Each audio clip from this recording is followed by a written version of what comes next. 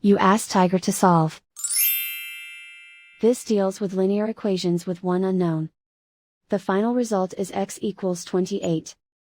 Let's solve it step by step. Simplify the expression. Group like terms. Simplify the arithmetic.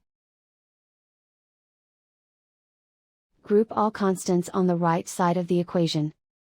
Add 16 to both sides. Simplify the arithmetic.